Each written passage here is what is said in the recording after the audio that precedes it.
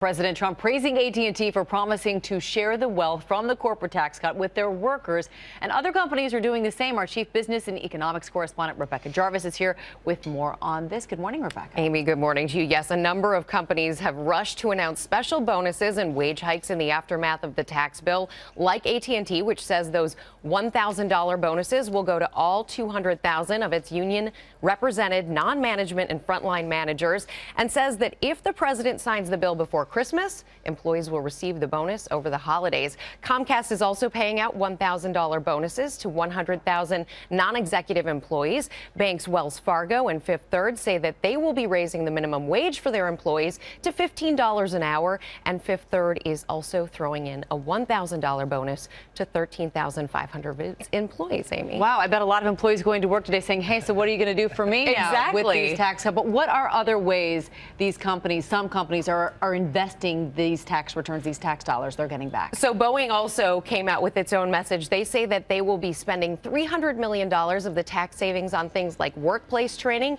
including $100 million in employee training and education, and $100 million to enhance Boeing facilities as part of its Workforce of the Future initiative. Amy, we also know a number of companies have said they're going to put this money into share buybacks and dividends, and that would benefit shareholders. All right, this all sounds like very good news. All right, for a lot of people. Rebecca, thank you.